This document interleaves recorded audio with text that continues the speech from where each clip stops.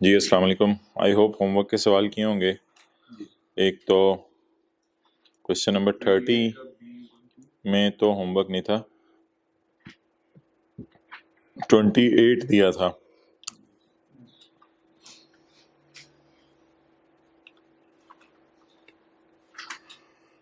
हाँ ठीक थे, और ये भी दिया था एक 42। ये हो गया था 42 गाड़ी वाला। ये तो हो जाना चाहिए था, अब ये भी ना हो तो फिर मैं जा रहा हूँ।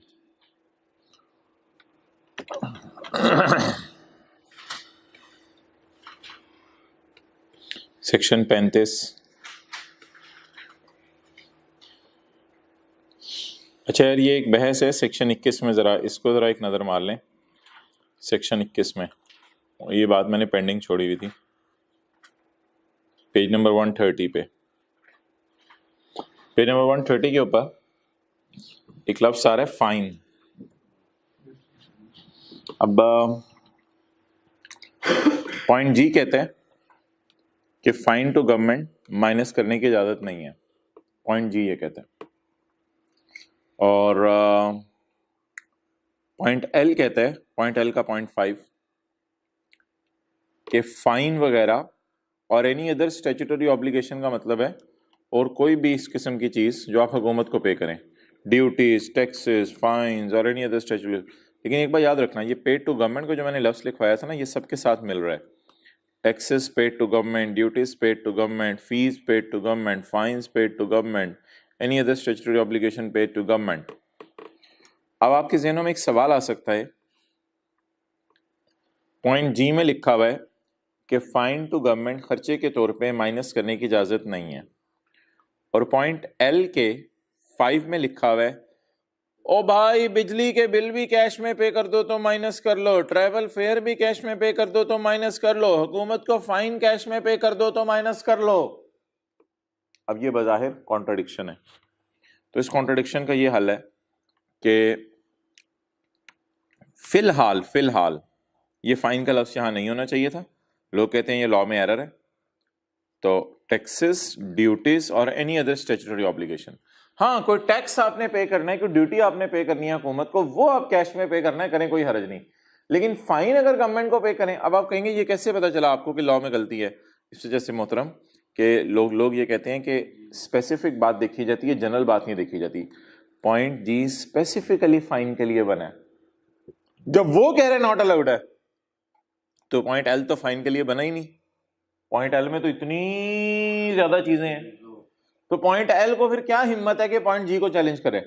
इसलिए सूली तौर पे, और लेकिन थ्योरी का सवाल आया तो लिखाइएगा।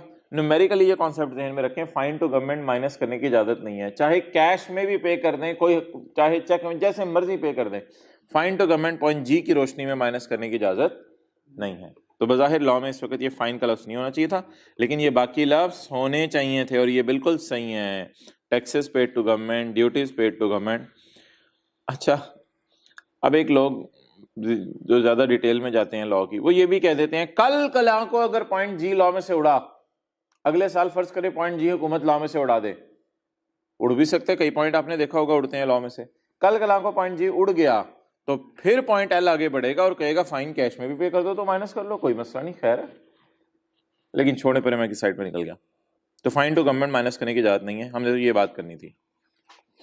बैठे बैठे पता नहीं कहाँ निकल जाते हैं हम।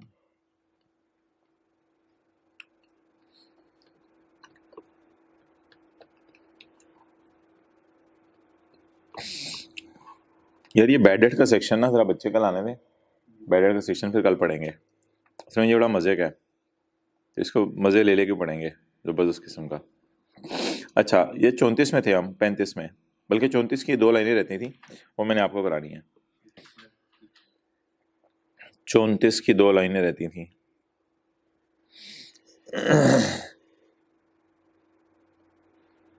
अच्छा यार, एक कॉन्सेप्ट है कि अभी आप जो मैं कर रहा हूँ वो मत देखना।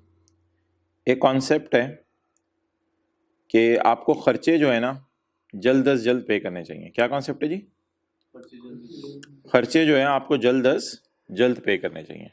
खर्चों का पे करना डिले से नहीं होना चाहिए। देखो, खर्चे डिले से पे करोगे तो आपके अपने लिए भी मसला होगा, और लोगों का आप पे एतमाद भी उठ जाएगा कि यार ये हमारे से काम करवाते हैं और बाद में हमें पेमेंट नहीं करते। तो खर्चे जो है ना मोहतरम, बोलो क्या, जल्द अज जल्द पे करने चाहिए। अच्छा, जब आप खर्चा करते हैं ना तो हुकूमत यही आपको सजेस्ट करती है कि मोहतरम आप जल्द अज जल्द खर्चा पे कर दो। खर्चा टाइम पे ना करना ये मुनासिब लोगों का शेवा नहीं है, ये शेवा पता नहीं किसका है। तो खर्चे टैमो टैम पे करके हमें और आपको फारिग हो जाना चाहिए। अच्छा, 34 का 5 क्या कहता है?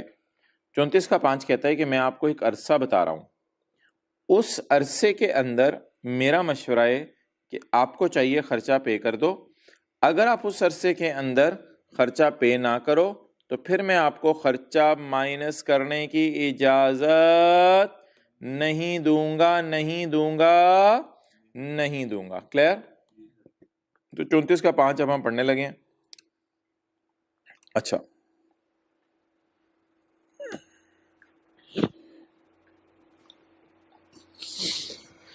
ये जी 2017 है। 2017 में आपने एक रिपेयर करवाई। 2017 में आपने क्या करवाई? रिपेयर करवाई। एंट्री क्या की? रिपेयर एक्सपेंस डेबिट और पेएबल क्रेडिट। मुझे बता दें कि खर्चे में टैक्स वाले कितना लेके जाने देंगे? 10 रुपए डिडक्शन। खर्चे में टैक्स वाले कितना लेके जाने देंगे? 10 रुपए। अच्छा, 2018 गुजरा, हुकूमत ने कहा यार वो खर्चा पे कर दिया, और आपने कहा पे कर देंगे।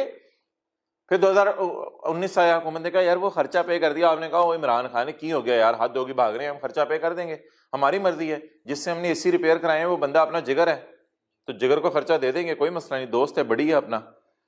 2020 आया, हुकूमत ने पूछा भाई खर्चा पे कर दिया है, पेएबल पे कर दिया है? आपने कहा वो कर देंगे, क्या हो गया? 2021 में जाके हुकूमत ने पूछा भाई खर्चा पे किया है? आपने कहा नहीं। चलो अबू बकर पहुंचा तो नहीं कुछ? अच्छा, तो जोर से आपने हुकूमत ने रख के, शर्म नहीं आती? तूने लटकाया हुए लोगों को, वादा करते हो पैसे पे करेंगे, पेएबल पे नहीं करते, पेएबल पे नहीं करते। तो पेएबल पे ना करना तकरीबन पूरी दुनिया में ही जुर्म समझा जाता है। तो कोई बंदा पेएबल पे ना करे किसी का तो ये जुर्म है, लेकिन इसकी सजा ना बड़ी देर बाद जाके मिलती है। इसकी सजा बड़ी देर बाद जाके मिलती है। इसकी सजा मिली है 2021 में। नमाज इधर छोड़ेंगे, सजा आगे जाके मिलेगी। वैसे दुनिया में भी बेबरकती हो जाएगी। अच्छा, सजा बहुत आगे जाके मिली है जी। सजा किस साल मिली है? 2021 में। लेकिन वालिदैन की नाफरमानी की सजा सुने दुनिया में मिल जाती है बड़ी जल्दी, आखिरत में जो अलग है। तो स्टिल अनपेड है 2021। तो बताएं जुर्म, बताएं जुर्म, खर्चा पे ना करना। तो सजा किस साल मिलेगी ये जरा देखना। जिस साल आपने खर्चा किया ना, जिस साल आपने खर्चा किया उसके बाद 3 साल और गिने जाएंगे, 1 2 3। 3 साल जब खत्म हो जाएंगे, चौथे साल में ये सजा मिलेगी। अब सजा में ब्लैक मार्कर से आपको बताने लगा हूं। कॉन्सिक्वेंसेस क्या हुए थे? कॉन्सिक्वेंसेस मैंने लफ्ज लिखा है, कॉन्सिक्वेंसेस। कॉन्सिक्वेंसेस क्या हुए थे कि पहले तो खर्चा माइनस करने की इजाजत मिल गई थी, क्योंकि हुकूमत का ख्याल था आपने खर्चा डेबिट कर दिया तो पे कर ही दोगे। लेकिन अनपेड की सजा सुने, ये 10 रुपए आपकी इनकम में चले जाएंगे, ऑब्वियसली इनकम फ्रॉम बिजनेस में, सजा के तौर पे ये 10 रुपए आपकी इनकम में चले जाएंगे। किस साल के न्यूमेरिकल में? 2021 में। Very simple. ओके, नोट कर लिया? जल्दी करें जरा, not take more than 1 minute guy. अच्छा जी, लेट्स स्टार्ट।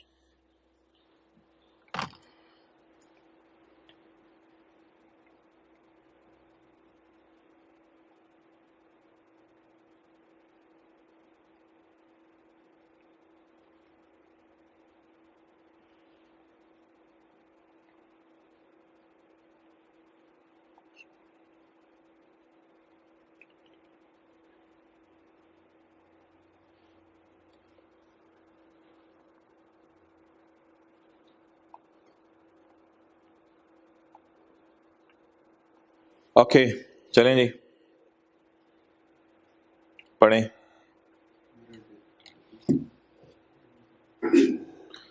वेरा खर्चा, ये मैं हूं पेज 146 के टॉप पे। Where a deduction is allowed for any expenditure, देखें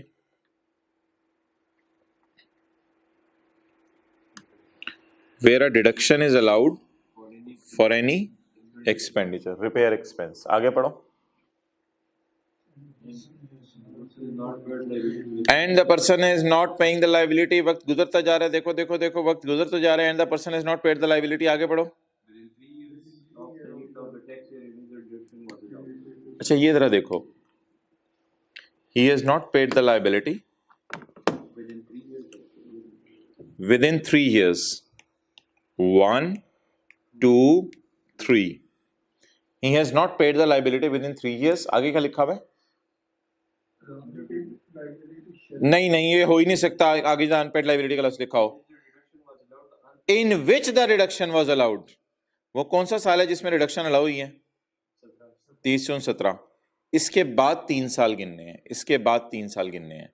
1 यहां खत्म होगा, 2 यहां खत्म होगा और 3 यहां खत्म होगा। Where a deduction is allowed for any खर्चा, where a deduction is allowed, यहां खर्चा माइनस करने की इजाजत हो गई किसी भी खर्चे के मद में। And the person has not paid the liability within 3 years, और वो बंदा 3 साल गुजर गए, लाइबिलिटी पे ही नहीं कर रहा। 1 गुजरा, 2 गुजरे, 3 गुजरे, लाइबिलिटी पे ही नहीं कर रहा। अब क्या सजा दें? लेकिन 3 साल गिनने कहां से शुरू करने हैं? इसके मार्क्स होंगे पेपर में।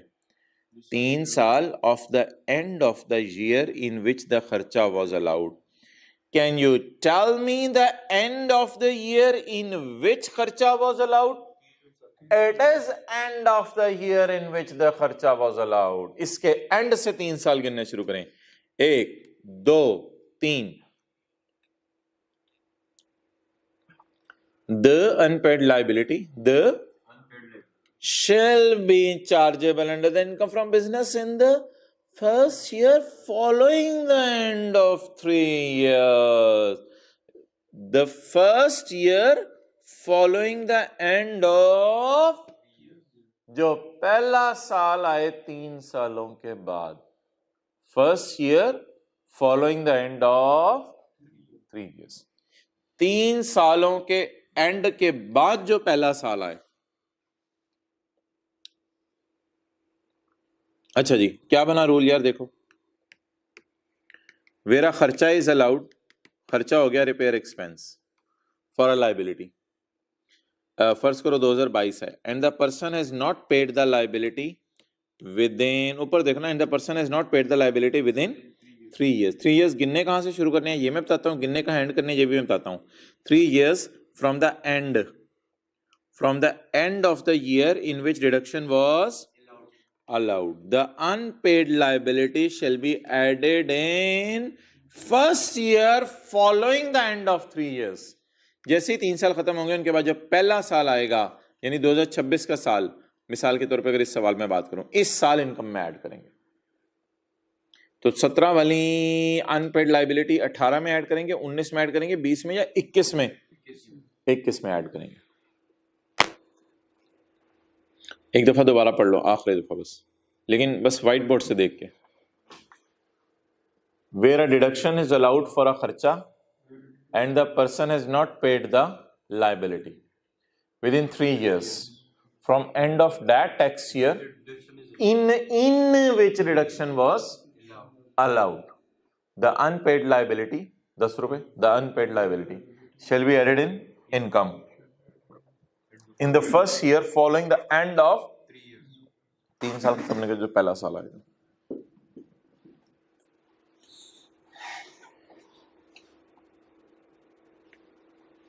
तो इसकी हेडिंग बना लो, unpaid liability is added in income. Unpaid liability added in income. Okay,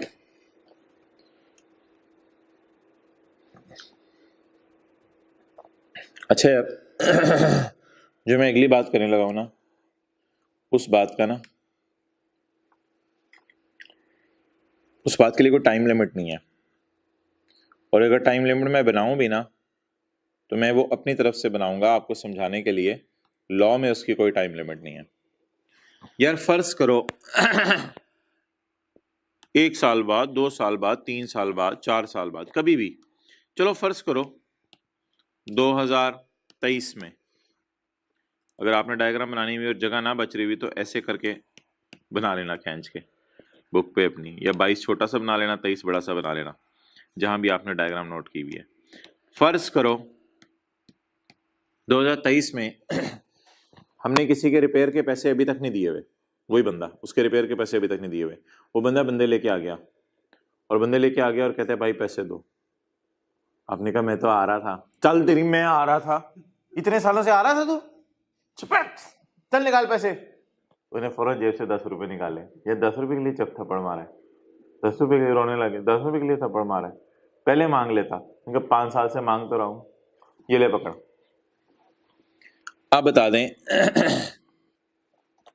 क्या ऐसा हो सकता है कि कभी ना कभी हमें होश आए और हम पेमेंट भी कर दें? पेमेंट मेड, आप बताएं कोई फायदा मिलना चाहिए, कोई अच्छा काम कर लिया ना इसने, फायदा मिलना चाहिए, मिलना चाहिए। क्या फायदा मिलना चाहिए? खर्चे के तौर पर माइनस करने दो। ये कब कितने साल के अंदर अंदर होगा बताओ? कोई टाइम नहीं है, जब भी आप उसे पेमेंट कर देना हुकूमत आपसे खुश हो जाएगी। किस जुर्म पे सजा मिली थी? पेमेंट नहीं की हुई थी, ये सजा पुरानी वाली किस जुर्म पे मिली थी? आपने पेमेंट नहीं की हुई थी। अब किस बात पे आपको जजा मिलनी चाहिए? सजा का ऑपोजिट होता है जजा। किस बात पे आपको शाबाश मिलनी चाहिए? अब जैसे ही वो खर्चा आपको माइनस करने दें, तो सॉरी, जैसे ही आप पेमेंट करें तो वो टैक्स वाले कहेंगे हम आपको खर्चा माइनस करने देंगे। अच्छा, ये जो है ना, ये तो था 34 का 5, ये सेक्शन है 34 का 6।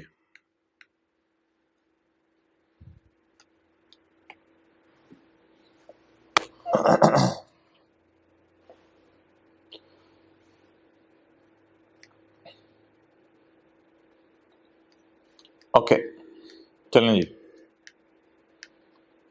पढ़ो जरा इंग्लिश में 34 का 6। वेयर, देखो वेयर अनपेड लाइबिलिटी, आगे बोलो, इज एडेड इन इनकम, देखो इधर, and the person subsequently page the liability, a reduction will be allowed।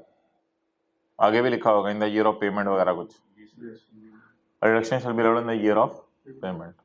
जिस साल पेमेंट हुई है उस साल खर्चा माइनस करने की इजाजत होगी। तो इसको याद करो।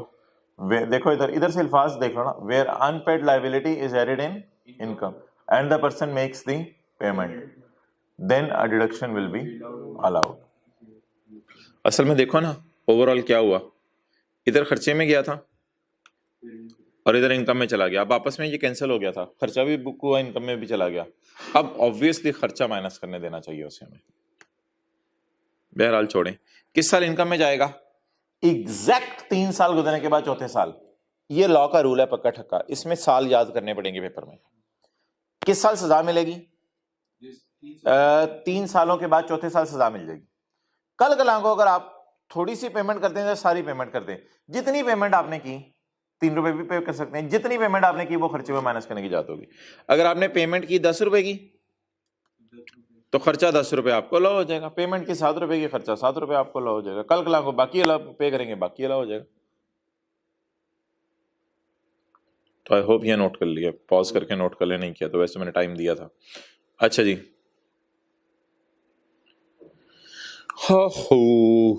पढ़ें जी। Where an unpaid liability is added in income and the person subsequently pays the, a reduction shall be allowed in the year of payment। खर्चा माइनस करने की इजाजत होगी जिस साल आपने वो पे किया। सेक्शन 35। अच्छा ओवर यार, ये तो पिछला तो खत्म हो गया था।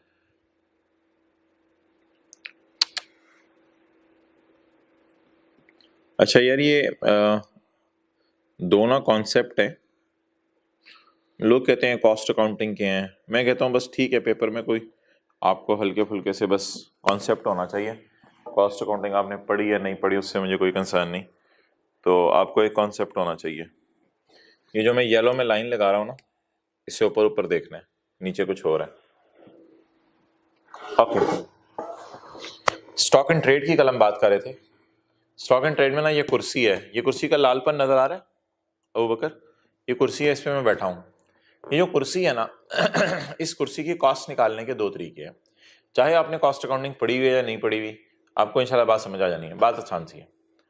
इस कुर्सी की कॉस्ट निकालने के दो तरीके हैं। एक, इस कुर्सी में इस्तेमाल हुआ हुआ जो मटेरियल, लकड़ी वगैरह, और अगर लकड़ी नहीं है तो लोहा वगैरह, फोम वगैरह। एक, इस कुर्सी पे इस्तेमाल हुई होगी लेबर। लेबर से मुराद है जिस फैक्ट्री के अंदर ये कुर्सी बनी होगी वहां पे मजदूरों ने काम किया होगा। और तीसरे, इस कुर्सी के पे बनाने के ऊपर आए होंगे ओवरहेड्स। क्या आए होंगे? ओवरहेड्स। मिसाल के तौर पर पैकिंग मटेरियल है वो इसके ऊपर जो है वो आया होगा, और कोई खर्चे हैं वो इसके ऊपर आए होंगे, तो इसको बनाने के लिए कुछ खर्चे आए होंगे। तो इस कुर्सी की कॉस्ट जो निकलती है ना, उस कॉस्ट को कहा जाता है प्राइम कॉस्ट। ऐसे अकाउंटेंट्स ने एक नाम रखा हुआ है प्राइम कॉस्ट। प्राइम कॉस्ट क्या होती है? डायरेक्ट मटेरियल, डायरेक्ट लेबर और ओवरहेड्स ऐड कर दें। अच्छा यार, ओवरहेड्स जो है ना ऊपर के खर्चे होते हैं। ओवरहेड्स होते हैं जैसे बिजली का बिल है, जैसे फैक्ट्री का किराया है जहाँ फैक्ट्री बन रही है, जहाँ फैक्ट्री में ये कुर्सियाँ बन रही हैं, जैसे फैक्ट्री के प्लांट्स की डिप्रिसिएशन है, ये ओवरहेड्स हैं। ये जो ओवरहेड्स है ना, ये इनके ऊपर बात करने से पहले अगर मैं राइस की बात करूं, इधर व्हाइट बोर्ड पे नहीं देखना, अगर मैं राइस की बात करूं तो राइस में खर्चे दो किस्म के हैं, कुछ फिक्स हैं कुछ वेरिएबल हैं। कुछ फिक्स हैं कुछ वेरिएबल हैं। फिक्स खर्चे क्या हैं?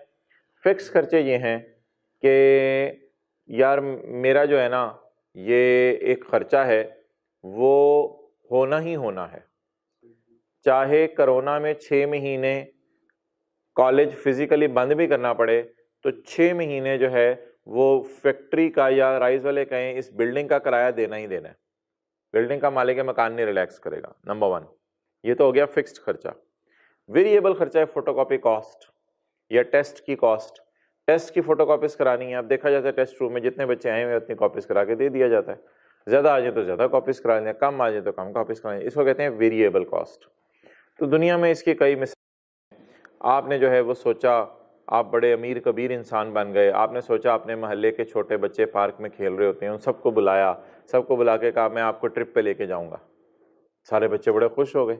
आपने हाथ खड़े करवाए, कौन कौन बच्चा ट्रिप पे जाएगा, मुफ्त में लेके जाऊंगा। सारे बच्चों ने हाथ खड़े कर दिए, 50 बच्चों ने हाथ खड़े कर दिया। आपने 50 बंदों की बस करा ली, लेकिन जब बस कराई आपने तो वालिदैन से इजाज़त लेते लेते खाली 50 में से 22 बच्चे आए। अब बस के तो पूरे पैसे आपको पड़ेंगे 50 की बस के, वो तो आपको फिक्स्ड कॉस्ट पड़ेगी। हाँ, लेकिन अब आपको कुछ खर्चा बच जाएगा, क्योंकि जब आप बच्चों को लेके जाएंगे और वहाँ जाके खाना खिलाएंगे, बर्गर खिलाएंगे फी बच्चा, तो फी बच्चा आप बर्गर खिलाएंगे तो खाली 22 बर्गर आपको खरीदने पड़ेंगे, अब आपको पूरे 50 नहीं खरीदने पड़ेंगे। तो there are number of examples, यहाँ पे मैं बात नहीं कॉस्ट अकाउंटिंग की डिटेल से कर सकता। तो कुछ खर्चे होते हैं फिक्स जो बदलते नहीं है, जैसे कॉलेज की बिल्डिंग का रेंट है वो बदलता नहीं है। लेकिन कुछ खर्चे होते हैं वेरिएबल, जैसे फोटोकॉपी करवा दी और स्टूडेंट्स को टेस्ट बांट दिया, अब जितने स्टूडेंट टेस्ट रूम में आए होंगे उतने टेस्ट बांटे जाएंगे।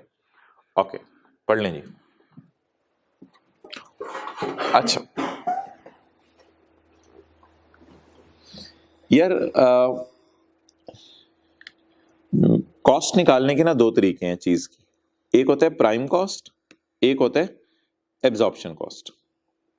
ये दो तरीके हैं। दोनों तरीकों में कुर्सी की कॉस्ट में डायरेक्ट मटेरियल जमा किया जाएगा, डायरेक्ट लेबर करना। ये दो ऑप्शंस हैं, जैसे जिन्होंने इंट्रो पढ़ ली भी है, FIFO वेटेड एवरेज, जिन्होंने पढ़ लिया है स्ट्रेट लाइन WDV, हर चीज के ना दो तरीके होते हैं, दो तरीके हैं कॉस्ट निकालने के। ये जो तरीका है ना ऊपर वाला, ये कहता है कि वेरिएबल ओवरहेड डालो, ये कहता है नीचे वाला तरीका के वेरिएबल भी डालो फिक्स्ड भी डालो। तो हाँ, वेरिएबल और फिक्स को इकट्ठा करके फैक्ट्री ओवरहेड कहते हैं, इस बात को भी छोड़ें। ऊपर वाला मेथड क्या कहता है? ऊपर वाला मेथड कहता है कि मटेरियल, लेबर और फोटोकॉपी कॉस्ट जो बच्चों को टेस्ट बांटे खाली वो डालो। अगर आपने पता चलाना है कि एक स्टूडेंट को पढ़ाने में कितना खर्चा आ रहा है, अभी तो मैं कुर्सी की बात कर रहा था, अभी मैं बात किसी और जगह चली ली, एक कॉलेज को पढ़ाने में कितना खर्चा आ रहा है एक स्टूडेंट को, तो मटेरियल लेबर तो छोड़ो, ऐसी मिसाल दे रहा था, तो वेरिएबल ओवरहेड में कितना फोटोकॉपी का खर्चा आ रहा है।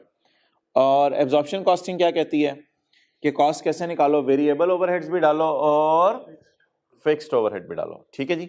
अब फैक्ट्री की बात कर लेते हैं।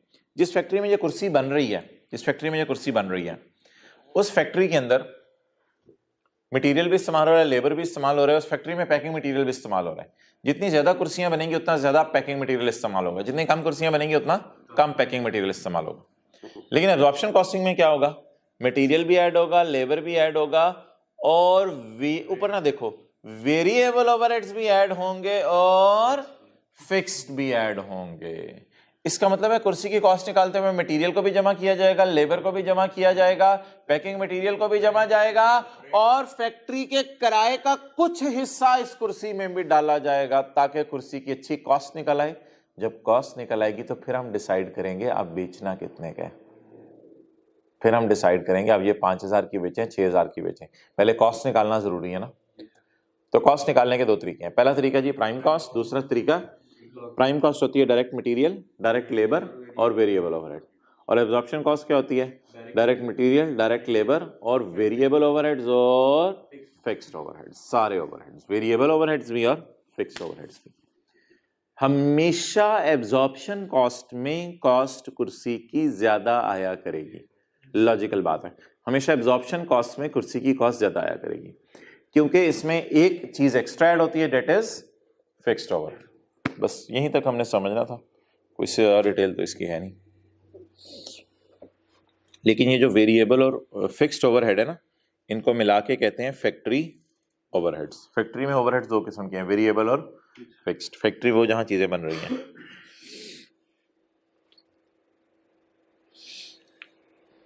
पढ़े नहीं।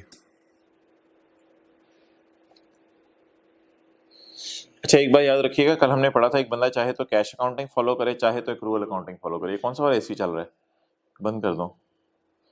हमने पढ़ा था एक बंदा चाहे तो, गर्मी लग रही, एसी बंद कर दो। हाँ चलने दे, हाँ बंद कर दो थोड़ी देर। तो कैश अकाउंटिंग की भी इजाजत है और एक्रूअल अकाउंटिंग की भी इजाजत है। अब सवाल ये अराइज होता है कि किस वक्त आपने कैश अकाउंटिंग फॉलो करनी है, किस वक्त एक्रूअल फॉलो करनी है। वो हमने कल पढ़ लिया था कि कंपनीज ने हमेशा एक्रूअल अकाउंटिंग फॉलो करनी है, और जो अदर लोग हैं इंडिविजुअल्स एओपीज वो कैश अकाउंटिंग भी फॉलो कर सकते हैं, एक्रूअल अकाउंटिंग भी फॉलो कर सकते हैं। हमने फिर पूछा था कि यार फिर भी कौन सी फॉलो करें, तो उन्होंने पॉइंट 1 में कहा था कि जो रेगुलरली आप अकाउंटिंग की क्लास में यूज कर रहे हो ना, वही वाली बेशक यूज कर लो जो आप अपने अकाउंट्स बनाने के लिए कर रहे हो। तो आपकी मर्जी है, चॉइस है, कैश कर लो या एक्रूअल कर लो। बहरहाल जो बंदा कैश अकाउंटिंग फॉलो कर रहा है वो बंदा इस कुर्सी की कॉस्ट पता है कैसे निकालेगा, चाहे प्राइम कॉस्ट से निकाल ले चाहे एब्जॉर्प्शन कॉस्ट से निकाल ले। यानी जो बंदा, कैश अकाउंटिंग क्या होती है कि एब्जॉर्प्शन और प्राइम कॉस्ट और कैश और एक्रूअल को खुदा के लिए मिक्स ना करना, ठीक है। कैश और एक्रूअल तो एक ब्रॉडर कॉन्सेप्ट है, उस ये तो एब्जॉर्प्शन और प्राइम कॉस्ट तो एक छोटा सा कॉन्सेप्ट है। कैश और एक्रूअल तो पूरे बिजनेस की ट्रांजैक्शंस के ऊपर डील करता है, यानी पैसे आने हैं तो इनकम में डालने हैं, या चीजें बिक जाएं पैसे आए ना आए तो इनकम में डालने हैं। ये तो कैश और एक्रूअल अकाउंटिंग की मैं डिस्कशन कर रहा हूं। बहरहाल जो बंदा ये पसंद करता है कि मैं कौन सी अकाउंटिंग फॉलो करूंगा जी, मैं फॉलो करूंगा कैश अकाउंटिंग, उसकी चॉइस है। चाहे वो कुर्सी की कॉस्ट में मटेरियल, लेबर, ओवरहेड, वेरिएबल वाले डाल के कॉस्ट मेजर कर ले, नहीं करना तो फिर कुर्सी की कॉस्ट में मटेरियल, लेबर, वेरिएबल, ओवरहेड और फिक्स्ड ओवरहेड सारी चीजें डाल लें। लेकिन मोहतरम जो बंदा एक्रूअल अकाउंटिंग पसंद कर रहा है उसके लिए सिर्फ एक ही मेथड अलाउड है, एब्जॉर्प्शन कॉस्ट। तो इधर देखें, जो बंदा कैश अकाउंटिंग यूज कर रहा है उसके पास इन दोनों में से चॉइस है, जो मर्जी यूज करें, ये और ये और ये। और जो बंदा कौन सी अकाउंटिंग यूज करे वो मस्ट यूज करे कौन सा मेथड। बस ठीक है, बात समझ आ गई आपको। और आगे चलें। अच्छा यार, ये ना IS2 इन्वेंटरीज है, जिन्होंने नहीं पढ़ा हुआ वो इंशाल्लाह आने वाले दिनों में पढ़ लेंगे। बात बड़ी आसान सी है। इन्वेंट्रीज के में ना दो चीजें अलाउड होती हैं, FIFO और वेटेड एवरेज। वेटेड एवरेज, अच्छा अब मोहतरम मिसाल के तौर पे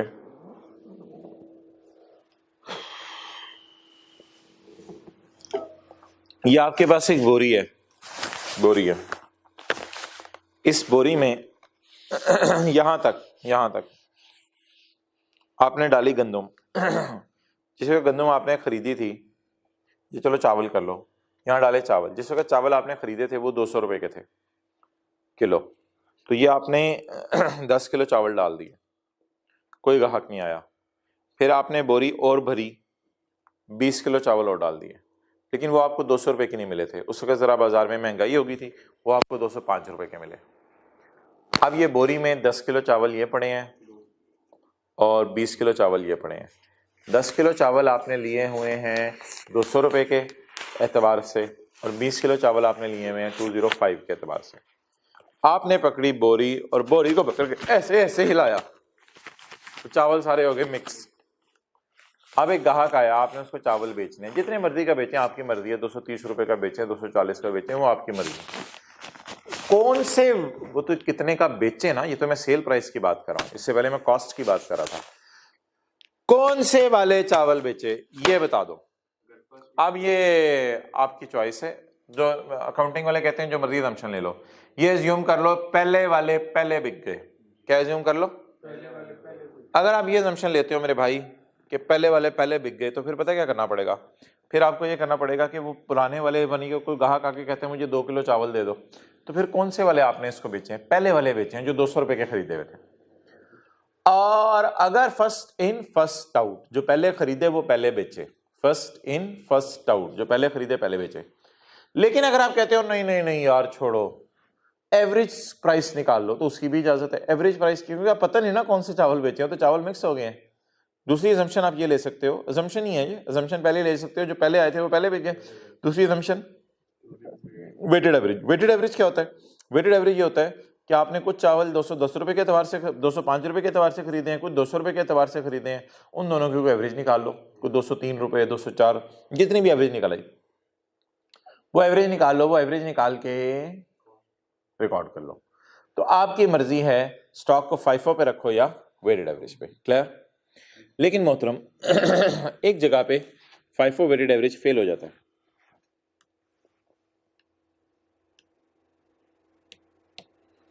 आपने एक गाड़ी खरीदी है 10 लाख रुपए की और एक आपने गाड़ी खरीदी है 40 लाख रुपए की। अब क्या हुआ, आपने ये नीचे वाली गाड़ी बेच दी, नीचे वाली गाड़ी बेच दी। अब आपके पास पड़ी कौन सी वाली गाड़ी है? ऊपर वाली गाड़ी। अब आपसे किसी ने आके पूछा यार जो आपकी गाड़ी पड़ी आप उस पर कौन सा मेथड यूज कर रहे हो? आपने कहा यार मैं वेटेड एवरेज यूज कर रहा हूं। तो उसने कहा अच्छा वेटेड एवरेज यूज कर रहे हो, यानी ये 40 लाख वाली गाड़ी और 10 लाख वाली गाड़ी, 40 जमा 10 50 लाख हो गया, 50 लाख डिवाइड बाई 2 एवरेज से निकालो, तो इसका मतलब है 25 लाख वाली गाड़ी। तो इसका मतलब है कि जब आप ये गाड़ी बेच दोगे तो थोड़ी देर बाद समझोगे मेरे पास 25 लाख की कॉस्ट वाली गाड़ी पड़ी रह गई है, और अब कस्टमर आएगा उसको 25 लाख वाली गाड़ी 26-27 लाख की करके बेचोगे। ये तो अजीब सी बात है, यहां पे कैसे एवरेज लग सकती है? सोचना मेरी बात। मिसाल के तौर पे मैं ये गाड़ी बेच दूं 10 लाख वाली, अब मेरे पास स्टॉक में कौन सी पड़ी है? मैंने ये बेच दी 10 लाख वाली, अब मेरे पास स्टॉक में कौन सी पड़ी है? अब मैं सोच रहा हूं कि ये कितने वाली गाड़ी है। अब मैं सोचूं यार ये एवरेज निकाल लो 10 और 40, तो नहीं यार ये एवरेज नहीं निकलेगी। देखो यहां जाके FIFO वेटेड एवरेज फेल हो जाता है। चावलों की मिसाल में लगना था कि 205 वाले चावल पड़े हैं, 200 वाले चावल पड़े हैं, वहां जाके कोई तुक बन रही थी, कोई लॉजिक बन रही थी कि FIFO लगाएं या वेटेड एवरेज लगाएं। लेकिन यहां तो कोई लॉजिक नहीं बन रही, क्योंकि यहां तो सीधा सीधा पता है ये गाड़ी 10 वाली है, अब आप माशाल्लाह हिम्मत करके 12 लाख की कस्टमर को बेच दो, ये 40 वाली है 45-46 लाख की बेच दो। यहाँ पे तो एवरेज निकालने की, दोनों गाड़ियों की इकट्ठी करके जरूरत को प्राइस निकालेंगे, वो तो कोई तुक बनेगी नहीं। यहाँ एवरेज निकालने की कोई लॉजिक बन रही है, तो यहाँ FIFO वेटेड एवरेज फेल हो जाएगा। यहाँ पे आपको जो है खुद ही गाड़ी की हर गाड़ी की अलग कॉस्ट रखनी पड़ेगी, लेकिन चावलों में पॉसिबल नहीं, हर चावल के दाने की प्राइस अलग। पागल हो सर मतलब जो आइडेंटिटी हाँ, अब वो पढ़ें where items of stock are not readily identifiable, ये कौन से होंगे? Where items of stock are not readily identifiable, जहां रेडिली आइडेंटिफाई हो ही नहीं रहे कि कौन से वाले कितने के खरीदे हुए हैं, चावल या गाड़ी? गाड़ी इज रेडिली आइडेंटिफिएबल। रेडिली का क्या मतलब होता है? फौरन। The gaadi is readily identifiable, but chawal are not readily identifiable. Where items of stock are बोलो बोलो बोलो बोलो बोलो बोलो बोलो बोलो बोलो बोलो बोलो बोलो बोलो बोलो where items of चावल are, where item of चावल are not readily identifiable. A businessman may use FIFO or may use, but एक दफा चूज कर लिया तो आप बदल नहीं सकते मेथड, एक ही दफा डिसाइड करना है।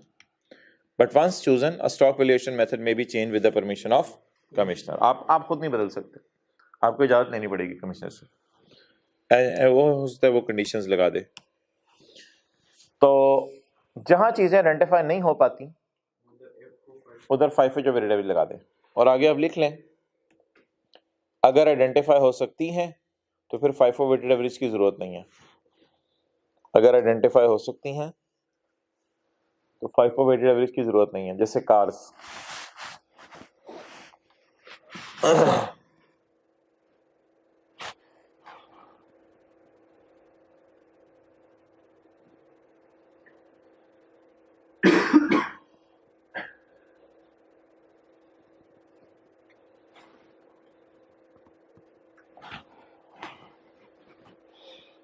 ओके चलें जी आगे पढ़ें। स्टॉक एंड ट्रेड, यानी स्टॉक क्या होता है? जो दुकानों के ऊपर पड़ा होता है। स्टॉक जो है ना, दो किस्म के लोगों के लिए ये बात करें। अब कुछ भी नहीं, आगे जितनी सारी डेफिनेशंस हैं सारी मैंने आपको ऑलरेडी पढ़ा दी हैं, बस 2-3 मिनट में इसको क्लोज करते हैं इस सेक्शन को। स्टॉक क्या होता है? ज़बानी मैंने याद करते रहना, आसान सी चीज़ें हैं। स्टॉक ये होता है जो दुकान के ऊपर पड़ा होता है, दुकानदार ने बेचने के लिए रखा होता है। या एक और बात है, कई दफ़ा स्टॉक दुकानदार बनाते हैं और कई दफ़ा फैक्ट्रियों वाले बनाते हैं, दुकानदार खरीदते हैं स्टॉक और फैक्ट्रियों वाले जो है वो खुद बनाते हैं। तो स्टॉक दो किस्म का होता है, कुछ लोग खुद बना के मेहनत करके स्टॉक बनाते हैं और कुछ लोग जो है वो बना बनाया खरीद के बेच देते हैं। दोनों स्टॉक को स्टॉक ही कहते हैं। सामान जो दुकान पे बेचने वाला होता है उसे स्टॉक कहते हैं। Stock means anything produced, manufactured और परचेज्ड। होंडा वाले गाड़ियाँ बना रहे होंगे और ये जो दुकानदार हैं सड़कों पर बैठे हुए, ये बोतलें सिर्फ खरीद के बेच रहे होंगे। पेप्सी वाले उधर बोतलें बना रहे होंगे, ये दुकानदार तो उसे खरीद के बेच रहे होंगे। Acquired for manufacture, acquired for manufacture होता है रॉ मटेरियल। लिख लो रॉ मटेरियल, पूरा लिखना रॉ मटेरियल। होंडा कार ने शीशा खरीदा, वो शीशा भी स्टॉक है, शीशा रॉ मटेरियल है, शीशा रॉ मटेरियल है, स्टॉक है। इससे इंशाल्लाह फिनिश गुड्स गाड़ी बनेगी। Anything acquired for sale. और आपको पता है स्टॉक हम क्यों खरीदते हैं? बेचने के लिए। रॉ मटेरियल तो नहीं बेचने के लिए होता, रॉ मटेरियल में फिनिश गुड में कन्वर्ट करके बेचते हैं, गाड़ी बना के बेचते हैं। और एक्सचेंज, ये एक चीज़ देके दूसरी चीज़ लेंगे। Means anything, any material to be consumed in production process, कोई मटेरियल भी जो प्रोडक्शन प्रोसेस के अंदर कंज्यूम हो जाए। प्रोडक्शन प्रोसेस के अंदर कंज्यूम क्या होता है? ऑयल, ग्रीस, जो मर्जी समझ लो। प्रोडक्शन प्रोसेस में ऑयल यूज़ होगा, जाहिर बात है। ये कुर्सी बन रही है तो कुर्सी में कोई लोहे की सरफेस स्मूथ करनी पड़ गई, जंग उतारना पड़ गया, तो ऑयल वगैरह यूज़ होगा, लेकिन वो कंज्यूम हो जाएगा। अब एक दिन बाद आओगे वहाँ हाथ फेरोगे, ऑयल आपको फील नहीं हो रहा होगा, लेकिन वो अपना जो है काम दिखा के भी चला गया होगा। However, shares will not be considered as stock in trade. Shares पे कौन सा चैप्टर लगता है? कैपिटल गेन का चैप्टर, तो इसलिए कहते हैं शेयर्स इस चैप्टर में फॉल नहीं करेंगे। नेक्स्ट, डायरेक्ट मटेरियल क्या होता है यार? जो कुर्सी में इस्तेमाल हुआ है। Means material cost become an integral part of, integral part है ना, इसका पार्ट बन गई है डायरेक्ट मटेरियल। डायरेक्ट लेबर क्या होती है? Means labour cost directly related to manufacture of stock. जिन मजदूरों के हाथ लगे हुए हैं इस कुर्सी बनाने में, वो डायरेक्ट लेबर है। और वेरिएबल फैक्ट्री ओवरहेड्स क्या होते हैं? वेरिएबल फैक्ट्री ओवरहेड जहन में लाओ। पैकिंग मटेरियल, कितना पैकिंग मटेरियल इस्तेमाल होगा? करोड़ों रुपए का, या जितनी सिर्फ कुर्सियां बनी, जितनी कुर्सियां बनी। Means overheads which very directly with change in volume of stock. Change in volume किससे क्या मुराद है? Change in quantity. अगर स्टॉक की क्वांटिटी बढ़ जाएगी तो ज्यादा, अगर स्टॉक की क्वांटिटी कम होगी तो कम। वेरिएबल, इसलिए इनको क्या कहते हैं? Variable factory overheads. अच्छा यार ये क्या है? फैक्ट्री ओवरहेड्स, फैक्ट्री ओवरहेड्स, ये जो है ना, इसने फिक्स्ड ओवरहेड की मिसाल नहीं दी, कोई की डेफिनेशन नहीं दी। इसने फैक्ट्री ओवरहेड लिखा है और ऊपर वेरिएबल फैक्ट्री ओवरहेड लिखा है। असल में इसने सिर्फ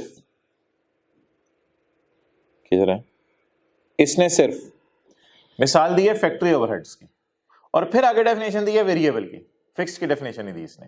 तो फैक्ट्री ओवरहेड्स की डेफिनेशन दी है, वेरिएबल की डेफिनेशन दी है, फिक्स्ड की डेफिनेशन नहीं दी। चलें जी,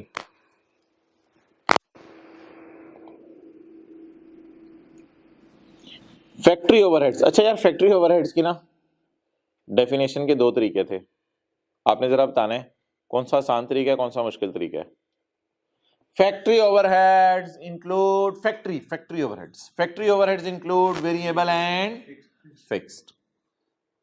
एक और तरीका है मुश्किल तरीका, आसान तो वो भी है लेकिन औखे तरीके से, all factory costs except direct material and labour.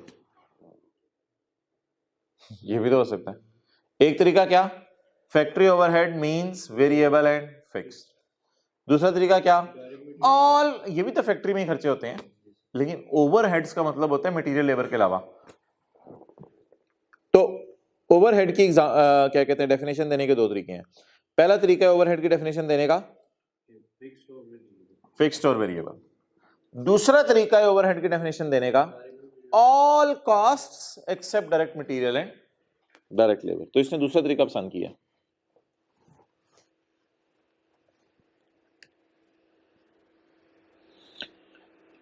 Total cost, total manufacturing cost other than direct labour, other than direct material, direct labour और डायरेक्ट मटेरियल के अलावा।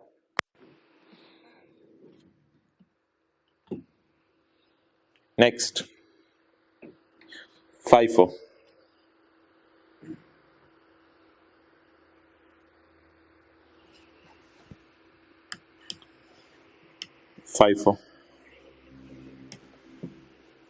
FIFO मेथड ये होता है, ये assumption होती है जो चीज़ पहले खरीदी थी पहले बिक गई। जैसे अजीब सी बात करूं, दुकान पे नहीं होता एक शाम के समोसे पड़े होते हैं, एक सुबह के समोसे आए हुए पड़े होते हैं।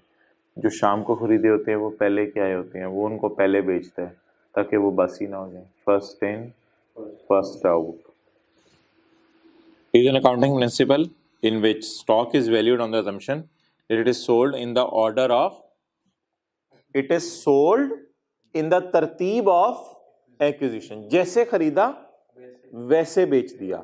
यानी सुबह सुबह अगर वो समोसे बेचे तो कौन से वाले पहले बेचेगा, रात वाले बेचेगा या सुबह सुबह जो ताजा बन के आए हैं वो बेचेगा, रात वाले बेचेगा। First in first out. और एवरेज मेथड क्या होता है, शॉपर में दोनों डाल दिए, एक रात वाला एक सुबह वाला। Is an accounting mission stock is valued on average cost. Prime cost क्या होती है बता दो, नंबर 1, नंबर 2 और नंबर 3 वेरिएबल फैक्ट्री ओवरहेड। और एब्जॉर्प्शन कॉस्ट क्या होती है, डायरेक्ट मटेरियल, डायरेक्ट लेबर और फैक्ट्री ओवरहेड आगे बना लो, दो किस्म के होते हैं, वेरिएबल भी होते हैं और बना लो यहां पे।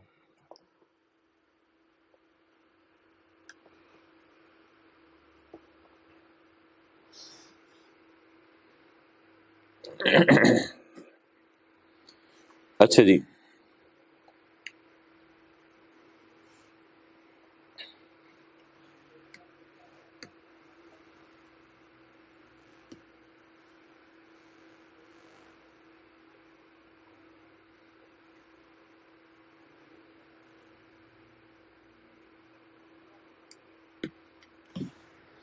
अगला जी बड़े गौर से सिनेरियो समझने आपने।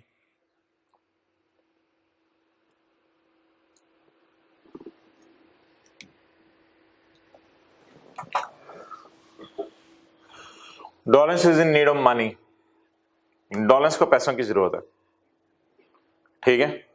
अब आप कह रहे होंगे डॉलेंस का ऑनर अब्बू से ले ले, अम्मी से ले ले, चाचू से ले ले, ताया से ले ले, ये लिखा होता तो सेक्शन खत्म था, आसान सी बात थी। लेकिन डॉलर्स को पैसों की जरूरत है। There are multiple options available in market. दुनिया बहुत आगे जा चुकी है, पता नहीं कौन कौन सी ट्रांजेक्शन्स आजकल शुरू हो गई हुई हैं। एक ये तरीका है, बैंक से लोन ले लें, बैंक से लोन ले लें। लेकिन बैंक आपको पता है चाचे का पुत्र नहीं होगा, फिर बैंक आपके बदले में इंटरेस्ट लेगा। बैंक आपसे बदले में क्या लेगा? इंटरेस्ट लेगा। तो डॉलर्स को अपने बिजनेस के लिए पैसों की जरूरत है। ऑप्शन नंबर 1 क्या है? डॉलर्स क्या ले ले? बैंक से लोन ले ले। डॉलर्स को अपने बिजनेस के लिए लोन की जरूरत है। एक ऑप्शन अवेलेबल है, डॉलर्स क्या करें? डॉलर्स मैं ना पॉइंट 3 की तरफ आ रहा हूं। पहले डॉलर्स ना शिरकत कर ले, शिरकत, शराकत। शिरकत शराकत क्या होता है? दो लोग, यानी डॉलर्स अखबार में इश्तिहार दे, मुझे पैसे चाहिए। इंडिविजुअल्स आएंगे, इंडिविजुअल्स, रशीद आ रहा होगा, कामरान आ रहा होगा, इंजमामुल हक आ रहा होगा, सकलैन मुश्ताक आ रहा होगा, शेख रशीद आ रहा होगा, बिलावल आ रहा होगा, यार थोड़े थोड़े पैसे मेरे से ले लें, लाख लाख लाख रुपए मेरे से ले लें। सारे लोग लाख लाख रुपए देके चले जाएंगे। 6 बंदे आए हैं मेरे ख्याल से, ये 6 लाख रुपए डॉलर्स के पास चला गया। डॉलर्स उनसे शिरकत कर लेगी, और वो जो लोग डॉलर्स के लिए पैसे लेके आए हैं घर से, डॉलर्स उनको कोई ना कोई सर्टिफिकेट देगी। उन लोगों को क्या कहा जाएगा? इंजमामुल हक घर से डॉलर्स के लिए पैसे लाया, शेख रशीद घर से पैसे लाया, सकलैन मुश्ताक घर से पैसे लाया। तो इंजमामुल हक के पास एक सर्टिफिकेट होगा इस बात का कि सबूत होना चाहिए कि मैंने कंपनी में पैसा डाला हुआ है। तो इंजमामुल हक को क्या कहेंगे? Certificate holder. इंजमाम के पास सर्टिफिकेट होगा, holder, certificate holder. Certificate issuer कौन है? वैसे सर्टिफिकेट बना के कौन देगा? डॉलर्स। तो सर्टिफिकेट होल्ड कौन करेगा? ठीक है, इंजमाम वगैरह सर्टिफिकेट होल्ड करेंगे। ये इंडिविजुअल्स होंगे, लेकिन इनको ना साल के आखिर में सूद नहीं दिया जाएगा, इंटरेस्ट नहीं दिया जाएगा, क्योंकि उन्होंने शिरकत की है।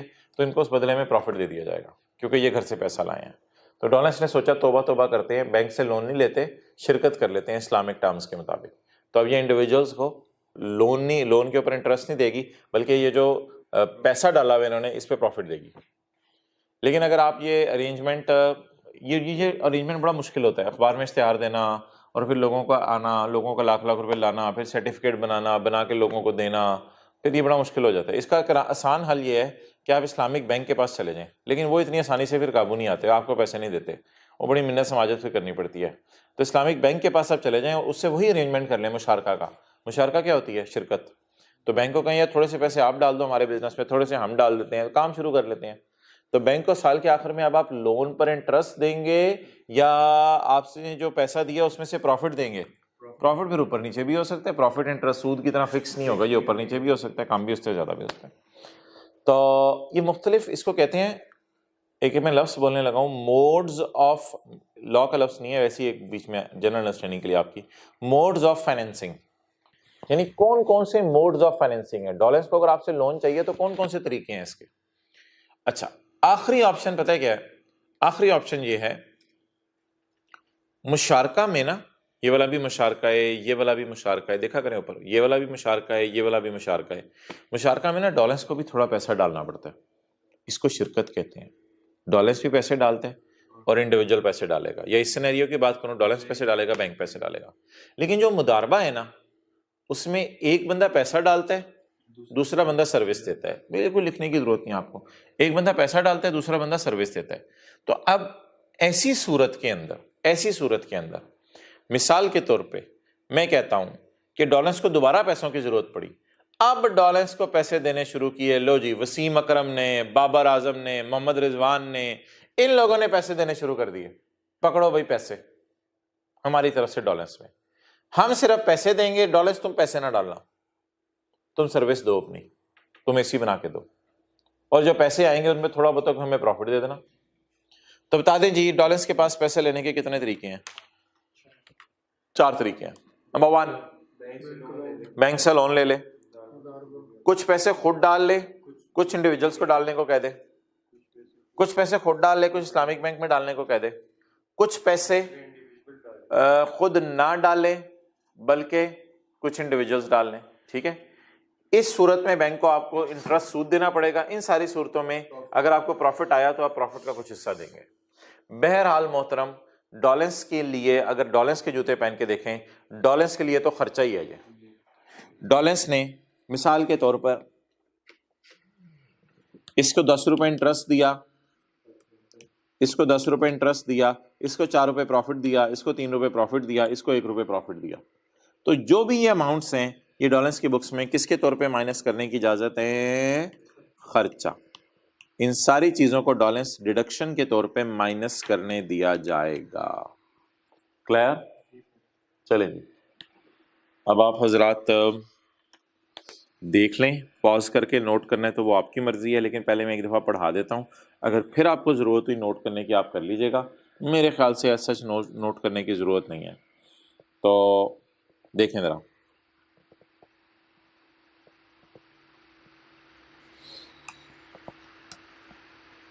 चलिए ना उत्ते ऊपर जाने की तैयारी करते रहा करें साथ साथ। अच्छा जी, अच्छा डॉलेंस के पास एक और ऑप्शन भी है कि डॉलेंस किसी से पैसे ना ले, बैंक से जाके मशीन लीज पे ले ले। ये वाली ऑप्शन भी है। डॉलेंस किसी से रोकड़ा ना ले, डॉलेंस किसी से पैसे ना ले, बल्कि क्या करे? बैंक से जाके मशीन लीज पे ले ले। ऐसी सूरत में बैंक को इंटरेस्ट देना पड़ेगा या लीज का किराया देना पड़ेगा? लीज का किराया देना, फिर किराया माइनस करने की इजाजत होगी। और ये बात मेरे ख्याल से क्लास में एक दफा पहले हो चुकी हुई है। A deduction shall be allowed for a tax year for, assume करते हैं डॉलेंस के बुक्स हैं, rental paid by Dawlance to bank for asset used in business.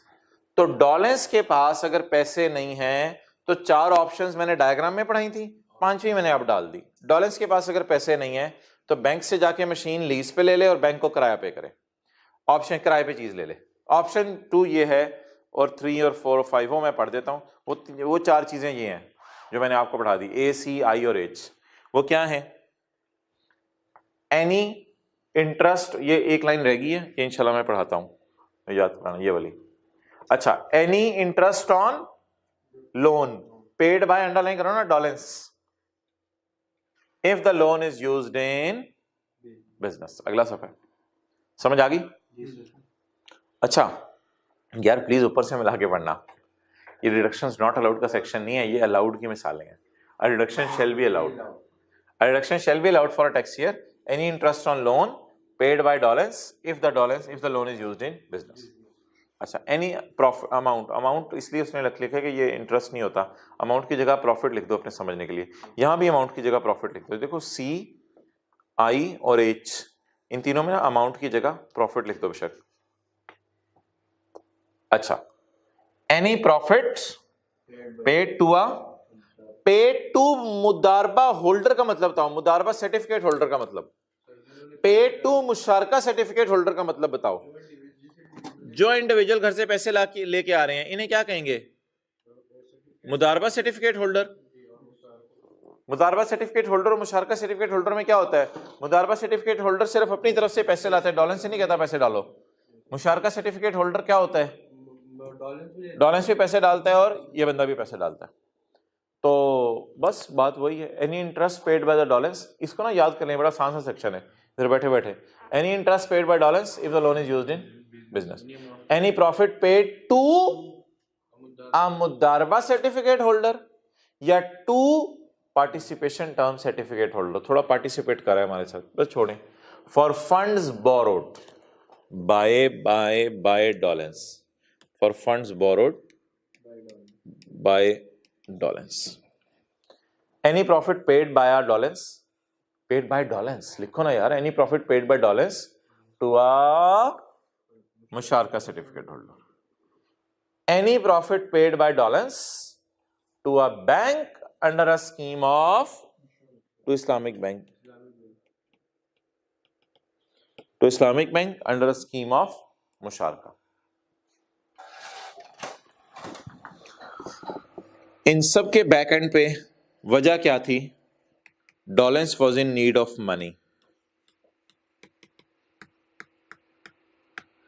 अब मेरे ख्याल से वो जो डायग्राम मैंने बनाई हुई थी वो बनाने की जरूरत नहीं है, मैंने वो जो लाइन ऊपर लिखी हुई थी ना उस डायग्राम में वो भी लिख दी है। आप बताओ वो डायग्राम देखे बगैर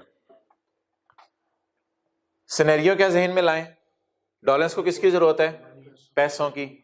तो डॉलेंस को फिर खर्चा माइनस करने की इजाजत है लोन के ऊपर जो इंटरेस्ट पे करे। या लोगों को कहे तुम घरों से पैसे ले आओ, जो लोग घरों से पैसे लाएंगे उन्हें बदले में क्या हम डॉलेंस वाले देंगे? सर्टिफिकेट। हम सर्टिफिकेट देंगे तो उन लोगों को क्या कहेंगे? Certificate holder. जैसे कॉलेज सर्टिफिकेट बच्चों को देता है तो बच्चे कहते हैं मेरे पास सर्टिफिकेट है कि मैंने रेस में हिस्सा लिया था, तो आपके पास सर्टिफिकेट है तो आपको सर्टिफिकेट होल्डर कहा जाएगा। It's over. Okay, point D यार बिल्कुल अलग है। पॉइंट डी ना डॉलेंस की बुक्स में समझ नहीं आएगा। पॉइंट डी है books of bank. Books of bank. अच्छा मुझे ये बताएं कि किसी बंदे ने बैंक में पैसे रखवाए, किसी बंदे ने बैंक में पैसे रखवाए तो बैंक उसको इंटरेस्ट देगा या लेगा? यहां बस किसी बंदे ने बैंक में लाख रुपया रखवाया, कोई काफिर था, उसने बैंक में लाख रुपया रखवा दिया, तो बैंक साल के एंड पे उसको 10,000 दे देगा। वो 10,000 बैंक के लिए खर्चा होगा, खर्चा होगा। तो बैंक आपको पता है पैसे लोगों के रखता भी है, लोगों को उधार देता भी है। जिनको उधार देता है उनसे इंटरेस्ट लेता है। बहरहाल उस साइड को छोड़ो भी। अगर कभी किसी बंदे ने बैंक में पैसे रखवाए लाख रुपए और बैंक ने साल के आखिर में उसे आके कहा यार ये पकड़े 10,000 रुपए, तो बैंक के लिए 10,000 रुपए क्या है? इंटरेस्ट एक्सपेंस है, इंटरेस्ट इनकम है, इंटरेस्ट एक्सपेंस है। और ये सेक्शन भी ना डिडक्शंस का है सारा। तो बुक्स ऑफ बैंक जहन में लाएं। Any amount paid by to a person maintaining a profit और लॉस अकाउंट और अ डिपॉजिट अकाउंट। बैंक के लिए ये खर्चा है, बैंक के लिए ये खर्चा है।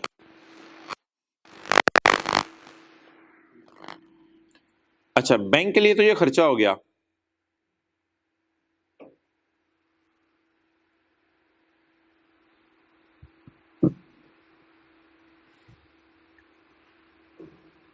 लेकिन पेज 240 पे उस बंदे के लिए ये इनकम होगी।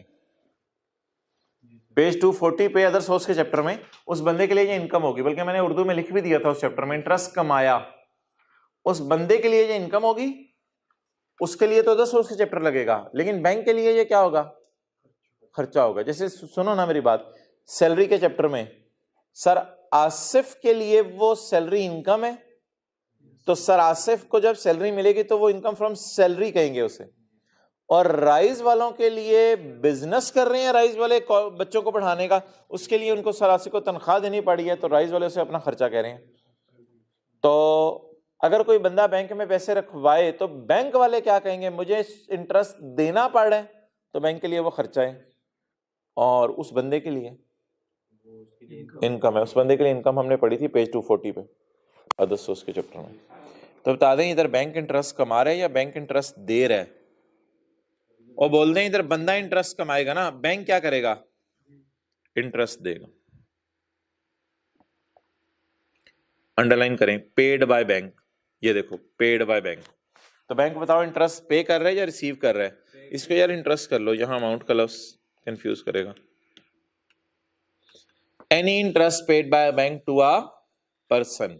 किस बंदे को पे कर रहा है? मेंटेनिंग प्रॉफिट और लॉस अकाउंट और डिपॉजिट अकाउंट। तो उर्दू में लिखो, एक बंदे ने बैंक में लाख रुपया रखवाया तो बैंक उसको इंटरेस्ट देगा। एक बंदे ने बैंक में लाख रुपया रखवाया तो बैंक उसको इंटरेस्ट देगा।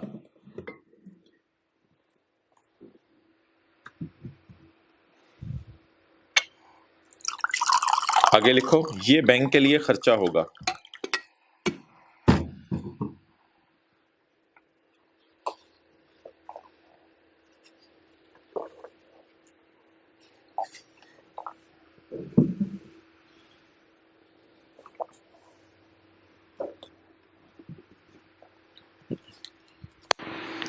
आगे ना दो आसान आसान सी बातें, देखो इधर।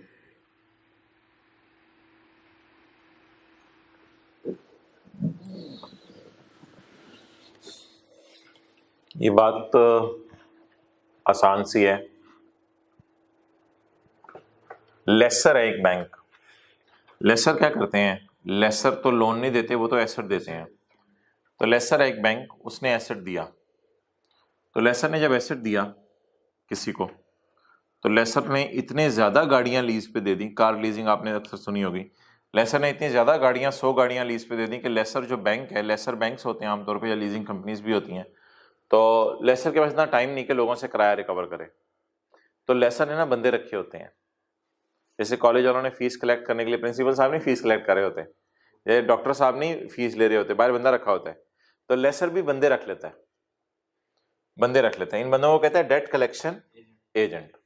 अब लेसी क्या करेगा, इधर देखो, ये कौन है, गाड़ी लीज पे देने वाला यानी बैंक, ये कौन है, गाड़ी लीज पे लेने वाला, और ये डेट कलेक्शन एजेंट है, एजेंट समझ लो जिसे आप। अब किसी बंदा, कोई बंदा कहता है मेरी गाड़ी का किराया 100 रुपये है, तो ये गाड़ी का किराया सबसे पहले एजेंट को देगा। एजेंट ने इसको 98 क्यों दिए हैं, एजेंट ने अपना कमीशन काटा है, अपना कमीशन काटा है, ठीक है। एजेंट का बड़ा मुश्किल सा नाम है, स्पेशल पर्पस व्हीकल। पता नहीं व्हीकल इसे शायद इसलिए कह रहे हैं कि इससे पैसे लेता है, जाके इसको देता है तो चलता ही रहता है, स्पेशल पर्पस व्हीकल। लेकिन हम अपने समझने के लिए नाम लिख लेते हैं डेट कलेक्शन एजेंट। लेकिन प्लीज मुझे बता दो, ये 2 रुपए किसके लिए खर्चा है, सोच के बताओ, ये 2 रुपए किसके लिए खर्चा है, लेसर के लिए, क्योंकि लेसर को आने कितने थे किराए, 100, आए कितने। अच्छा इसको जरा बीच में से हटा दो, इसको बीच में से हटा दो। अब लेसी लेसर को कितने देगा, 100। लेकिन लेसर को बड़ी हैसल होगी और लेसर को पीछे जाना पड़ेगा, मिन्नतें करनी पड़ेंगी, स्यापा होगा, तो लेसर इस सारी चीज से बचने के लिए क्या पसंद किया इसने, क्या रख लिया, एजेंट रख लिया। अब बताओ लेसर को जो पैसे मिल रहे हैं वो पूरे मिल रहे हैं या कट कटा के मिल रहे हैं, कट कटा के मिल रहे हैं।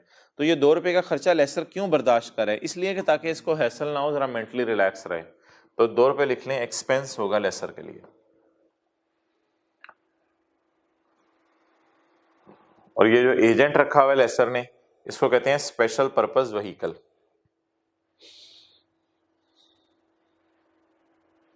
अच्छा इस 2 रुपए का बड़ा अजीब सा नाम है,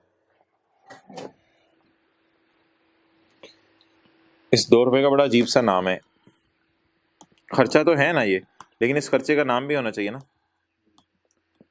ये मैं नाम लिख रहा हूं, मुझे बताना समझ आ रहा है,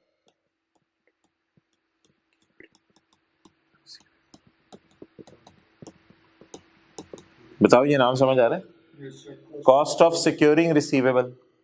किसका रिसीवेबल है, लेसर का। किसने मशीन किराए पे दी हुई है, लेसर ने। तो किराया किसने लेना है, लेसर ने। तो रिसीवेबल किसका है, लेसर का है। किससे रिसीवेबल है, लेसी से।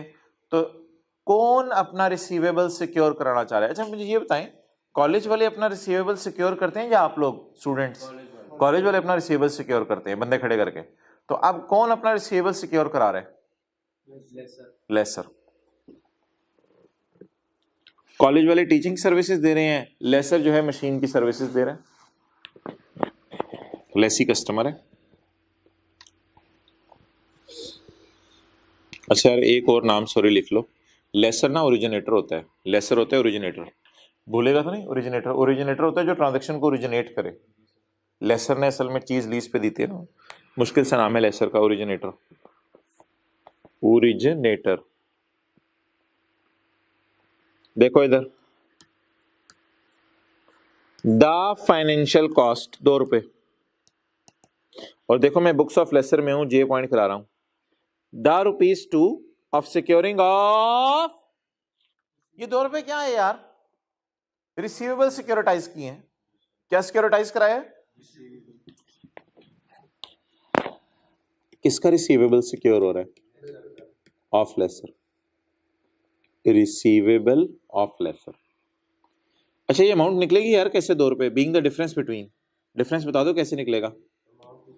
Amount receivable by originator, receivable, एक बात सुनना, रिसीवेबल तो 100 थी, लेसर लेसर रिसीवेबल 100 थी, लेकिन रिसीव कितनी हुई, 98। रिसीवेबल 100 थी, याद रखना।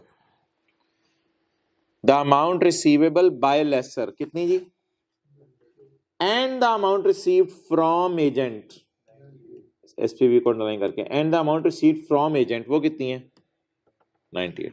बताओ रिसीवेबल कितनी है, रिसीव डिफरेंस ₹2 को कहते हैं सिक्योरिंग रिसीवेबल की कॉस्ट। इस ₹2 का क्या करें? A deduction shall be allowed. किसको किसको किसको किसको किसको? इन द बुक्स ऑफ किसको डिडक्शन अलाउ है? In the books of lessor. Lessor को ये ₹2 खर्चे के तौर पे माइनस करने की इजाजत है। चलें जी, अल्हम्दुलिल्लाह खत्म हुआ ये पॉइंट। अब हम और नहीं पढ़ते आज। EFG जो है ना, EFG, ये बस देख लें, इसकी भी एक डायग्राम है छोटी सी। ये सबसे आसान कॉन्सेप्ट है इसका, इस सेक्शन का। यार NDLC एक कंपनी है, HBFC एक कंपनी है, SME एक कंपनी है। NDLC ना लीजिंग कंपनी है, नेशनल डेवलपमेंट लीजिंग कंपनी। इसका काम क्या होता है? लोगों को चीजें लीज पे देना। HBFC का काम होता है हाउस बिल्डिंग फाइनेंस कॉर्पोरेशन, लोगों को मकान बनाने के लिए कर्जे देना। SME का काम होता है छोटे छोटे कर्जे देना, 50,000 60,000, कोई ढाबा खोल ले, कोई छोटी सी दुकान खोल ले, कोई बर्गर शॉर्मे की दुकान खोल ले। SME, small and medium enterprise. ये जो लोग है ना, ये बिजनेसेस, इन तीनों के आने से पहले पाकिस्तान में सिर्फ बैंक ही होते थे, लेकिन फिर बैंक्स की जब डिफरेंट टाइप्स शुरू हुई तो फिर लीजिंग कंपनीज बन गई, हाउस बिल्डिंग फाइनेंस कॉर्पोरेशंस बन गई, SMEs बन गई। ये भी ऑलमोस्ट बैंक का काम करते हैं। अच्छा, नीचे मत देखें, ये जब बने थे ना, तो ये लोग जब बने थे, जब इनका कारोबार शुरू हुआ था, इनके अपने पास ही पैसा नहीं था और लोगों ने इन पे एतमाद नहीं किया। पता नहीं यार, ये कोई नई फॉर्म आ गई है बैंक की, तो कौन इसको पैसे दे? इसके शेयर होल्डर ही नहीं कोई बन रहा था। तो फिर ऐसी सूरत में स्टेट बैंक ऑफ पाकिस्तान आगे बढ़ा था और स्टेट बैंक ऑफ पाकिस्तान ने ना इनको पैसे दिए थे। 10 अरब तू रख ले, 10 अरब तू रख ले, 10 अरब तू रख ले, और मैं तुम्हें लोन देता हूं, चलो अपना काम शुरू करो, कारोबार अपना शुरू करो, फिर लोगों का एतमाद तुम पे खुद ही बन जाएगा। अब बता दें जी,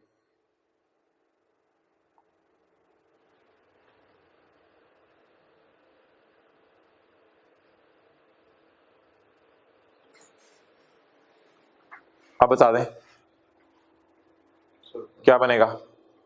सर लोन इससे आएगा और जो बदले में इसको इंटरेस्ट स्टेट बैंक किसको लोन देगा? NDLC को, और NDLC बदले में स्टेट बैंक को इंटरेस्ट पे करे। नोट कर लो।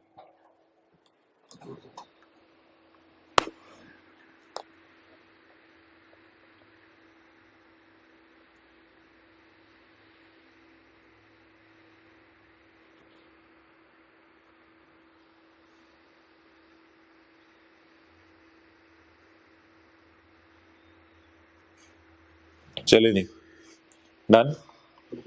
किसको पैसों की जरूरत पड़ी? जिसने आगे लोगों को लोन देने थे, उसी के पास पैसे नहीं थे। ये किसके पास गया? स्टेट बैंक के पास। स्टेट बैंक से क्या मांगा? लोन। अब ये स्टेट बैंक को क्या पे करेगा? ये इंटरेस्ट किसका खर्चा है? प्लीज बोंगी नहीं मारने। इंटरेस्ट किसका खर्चा होगा? इनका खर्चा होगा, इनके लिए इंटरेस्ट खर्चा होगा। पढ़ेंगे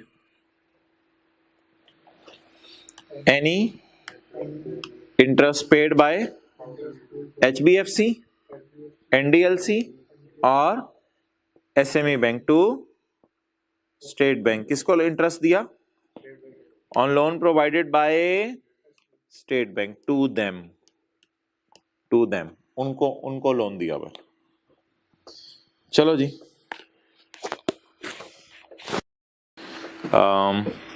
अब क्या करें यार, बैड डेट तो इंशाल्लाह कल शुरू करेंगे। पास पेपर्स निकाल लो कुछ।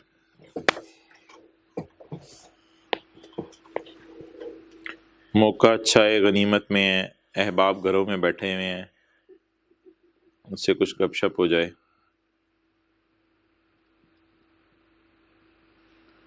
कड्डो, कौन सा सेक्शन है? कौन सा पास पेपर निकालें? किधर रह गया रे? आ जा रे, जल्दी आ जा। क्वेश्चन 46 अभी नहीं हो सकता।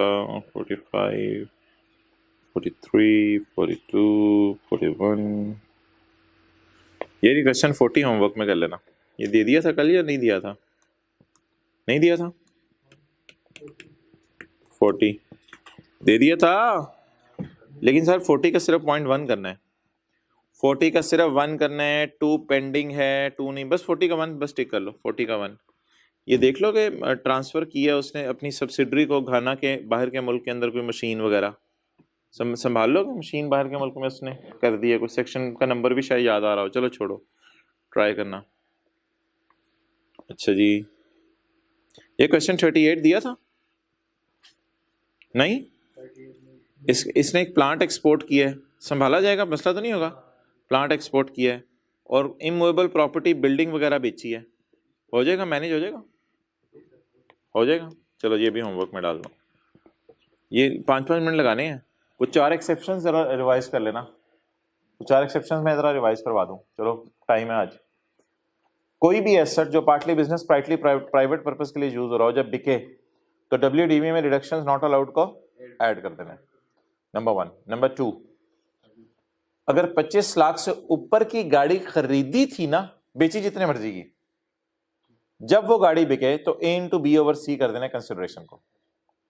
और जब कभी बिल्डिंग बिके और कंसिडरेशन कॉस्ट से ज्यादा हो तो BV का फॉर्मूला एक्सटेंड कर देना, और BV का फॉर्मूला एक्सटेंड करके कॉस्ट को काट के कंसिडरेशन लिख देना, और एक्सपोर्ट के केस में कंसिडरेशन को काट के कॉस्ट लिख देना। ओके चलें जी आगे।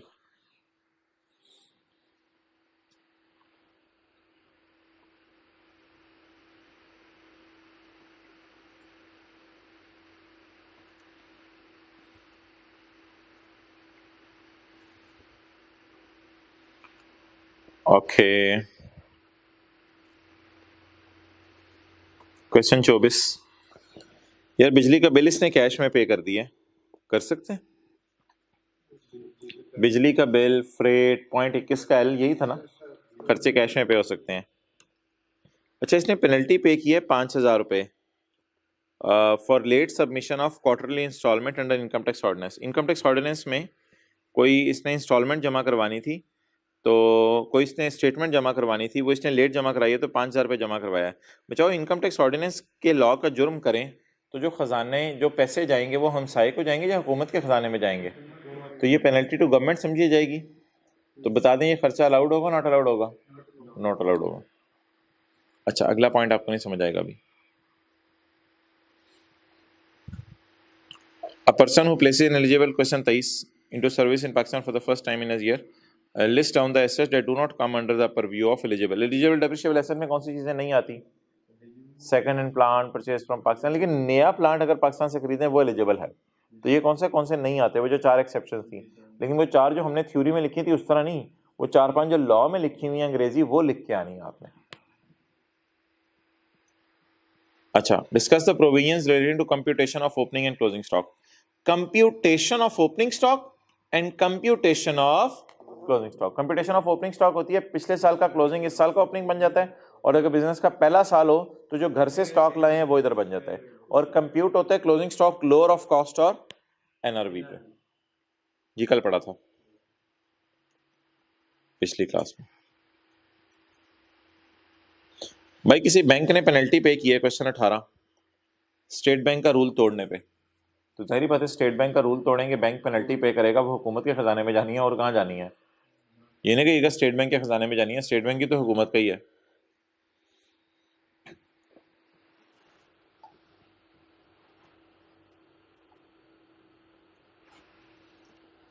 बस ना करें आज, कर दें?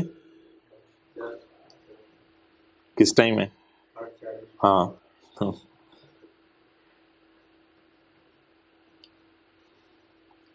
अच्छा चलो, न्यूमेरिकल्स का फॉर्मेट ज़रा रिवाइज करवा दो। न्यूमेरिकल्स का फॉर्मेट कौन सा पेज है? ये पेज था डेप्रिसिएशन वाले सेक्शन में, पेज 136। अच्छा, अकाउंटिंग के टीचर ने प्रॉफिट तक पहुंचते हुए जो डेप्रिसिएशन माइनस कराई होती है उसे कौन सी वाली डेप्रिसिएशन कहते हैं? अकाउंटिंग वालों की डेप्रिसिएशन। अकाउंटिंग डेप्रिसिएशन को क्या करना पड़ता है न्यूमेरिकल में? इसकी जगह टैक्स वाले कहते हैं हमारी वाली डेप्रिसिएशन रिकॉर्ड कर लो। टैक्स वालों की डेप्रिसिएशन रिकॉर्ड किस साइन के साथ होगी? लेस साइन के साथ। अच्छा, प्रॉफिट तक पहुंचते हुए अकाउंटिंग वालों का लॉस फिक्स्ड एसेट का क्या हो चुका होता है? लेस हो चुका होता है, उसे क्या करना पड़ता है? ऐड। टैक्स वाले कहते हैं हमारे वाला लॉस माइनस कर लो। लॉस माइनस किस साइन के साथ होता है? Less sign. प्रॉफिट तक पहुंचते हुए अकाउंटिंग वालों का गेन, सोचो क्या हो चुका होगा अकाउंटिंग वालों का गेन, अकाउंटिंग वालों का गेन ऐड, उसे क्या करना पड़ेगा, और टैक्स वालों का गेन ऐड करना पड़ेगा। अब आखिरी बात, ये खर्चों और इनकम्स के साथ ना जरा अलग अलग ट्रीटमेंट है, सुनो।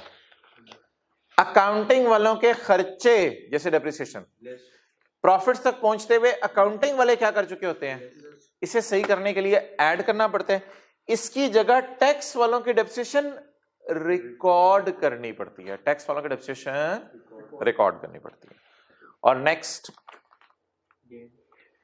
उल्टी बात सोचो इनकम्स के बारे में, प्रॉफिट्स तक पहुंचते हुए अकाउंटिंग वालों की इनकम ऐड हो चुकी होती है, तो उस अकाउंटिंग वाली इनकम ऐड हो चुकी होती है, उसे सही करने के लिए लेस, और टैक्स वालों का गेन क्या करना पड़ता है, ऐड।